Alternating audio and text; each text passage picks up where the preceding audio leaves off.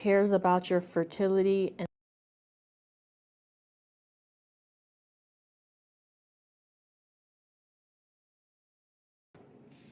Hey future mama, God cares about your fertility and so do I. Use this journal to allow God to speak to you so that you can prophetically navigate your motherhood journey. There may be weeks that you feel frustrated with all the things that you need to focus on to boost your fertility. Making lifestyle changes is a day-by-day process. Do it purposely until you can do it passively. Decide now that you will commit in doing whatever it takes holistically to heal your body. Once you have consistently committed to these changes, your body will be in optimal condition to get pregnant. Isn't it amazing to know that God created our bodies to regenerate our eggs and His semen every 90 days? Literally, in 90 days from now, you could be pregnant or in optimal condition to get pregnant even with your diagnosis.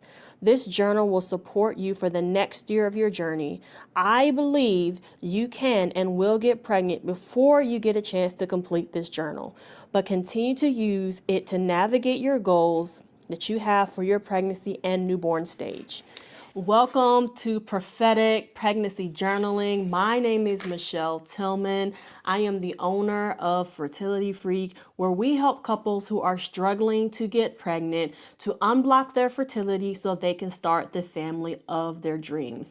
You can follow along with us in this journal. It is on Amazon. So go ahead and type in Michelle Tillman Prophetic Pregnancy Journaling so you can be journaling with us. I give this journal to all of my clients who start with me in our group coaching program because I understand that many times people come to me with their diagnosis, what their doctor has told them, or what they have been through, and some of the traumatic situations they have had to endure.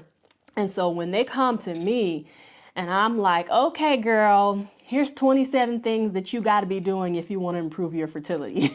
They're like, whoa, okay.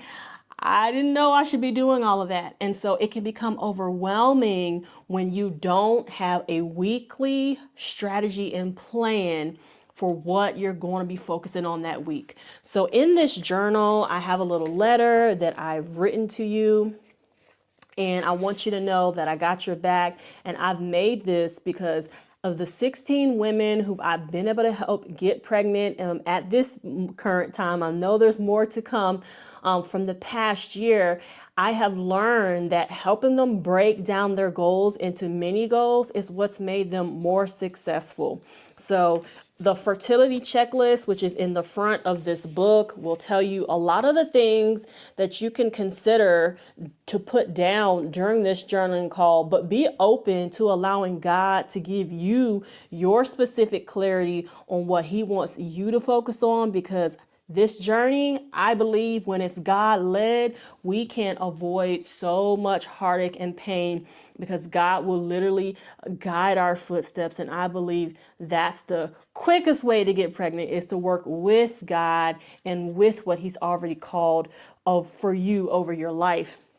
So with prophetic pregnancy journaling, we're going to do what we call a call and response journal prompt between you and God.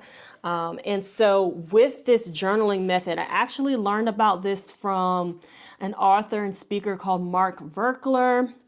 It was also confirmed through a process with one of my mentors, Prophet Chanelli Martin, with prophetic planning.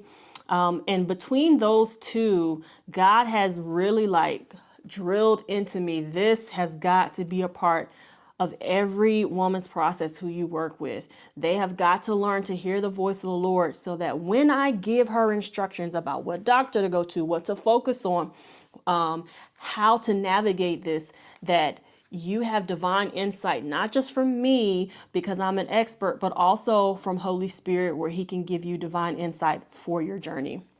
So sometimes when you're trying to hear the voice of God, it seems a little tricky, but I want to make sure that you understand that you don't have to over spiritualize it. There's different ways that you may hear from God. Some people, it's like you just get an inner knowing, like you just know that you know that you know that God is saying that. So when you ask yourself a question, if you have that inner knowing, whatever that inner knowing feeling is or thought is, write that down.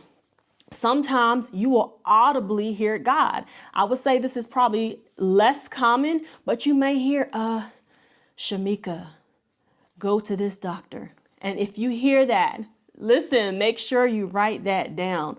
Sometimes you have a flash vision, and that's where you're still awake, but God allows you to see with your eyes something that he's trying to show you about your future. Whatever you see, write that down in detail because God is trying to tell you something. And then lastly, sometimes it's like a thought in your head and it sounds like your own voice, but you may be unsure if it's you, if it's God, like is the enemy, who is this? I'm not sure, but it came to my mind and I'm asking God a question right now. So I'm going to write this down. And so here's an example.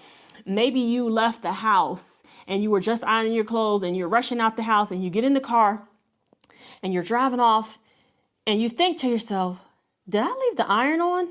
You didn't say it out loud, but you actually thought it in your head and you heard it in your voice.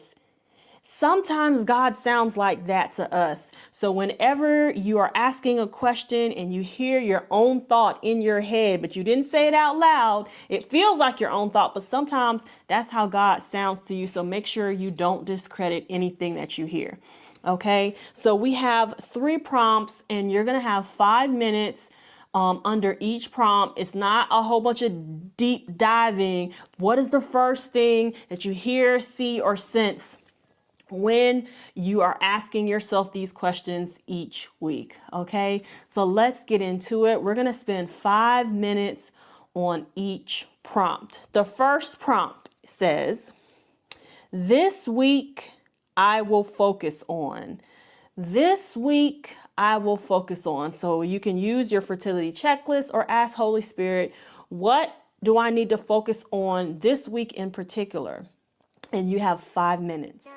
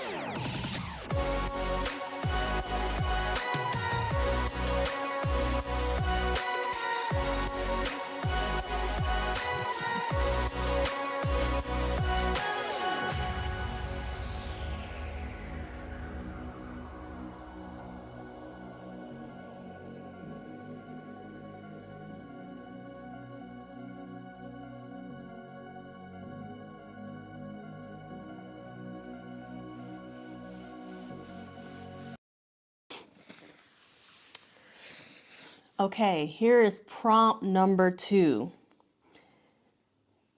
These are the obstacles that I may face this week. Okay, so you know what you're going to focus on. Now, based on that focus, what obstacles may you face while you're trying to stick to that focus? You have 5 minutes.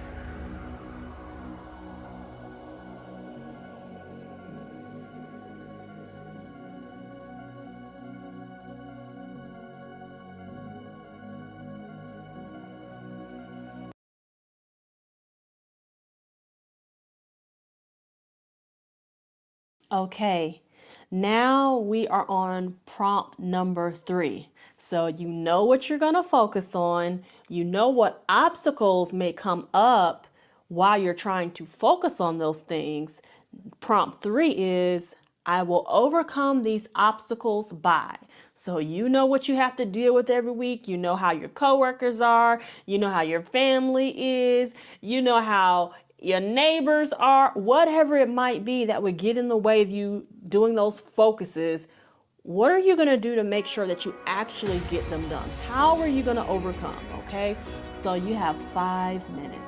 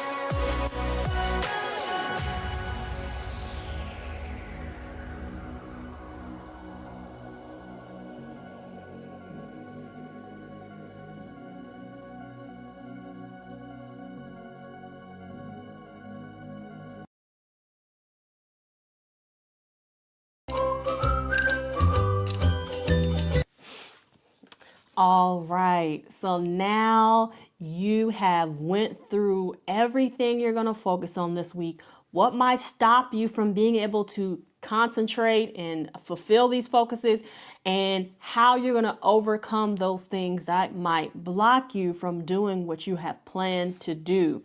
So what I want you to do is drop in the chat for me, drop a comment on this video. I want to know, what are you focusing on this week? What were your wins from last week? Did you see something that you were able to accomplish that you're proud of? Or is it that you need to repeat some of the things that you did from last week because you weren't quite successful at them yet? What is it that you are feeling from your past wins, and for this coming week, what is it that you're going to focus on? One of the things that I love for you to do is be honest about where you're at and share, because you never know what you are sharing, how that can positively impact someone else who is watching or listening and understanding like, oh, maybe that's something I need to ask God about. So feel free to share. I'm going to share some of mine while you share yours in the comments, because every week there's something you need to focus on. The whole point of this is so that you continually build on your habits. So as you are successful in one habit, then you can build another one. The hardest thing to do is to have so many things to do, and you can't be successful at all of them at the same time because it may feel overwhelming. So take your time. I know we all want to get pregnant as soon as possible, right? Because it's been a long time already. But I want to make sure that you understand how important it is to focus and be successful versus doing a whole bunch of things and then failing them all. And then you feel defeated and you're like, oh my God, I can't do this. You can do it. God has a plan for you. Ask him step by step, day by day, week by week, how am I going to navigate this journey? God has brought me into your journey. You being able to watch this video, or if you're already working with me as your coach, I want to help you navigate this season. Myself, being able to overcome infertility 2 times based on being overweight, undiagnosed endometriosis, male factor infertility. There were so many things that doctors said, there's no way that you're going to get pregnant based on your age, based on your weight, all these different things that I was told. And God has blessed my womb 2 times already. And since I've been able to help over a dozen women get pregnant in the last year, I'm excited to be a part of your journey too. So make sure you're sharing right now in the comments. What is it that you're focusing on? What are your wins? And how are you going to turn things around for this next week? And if you have any other questions about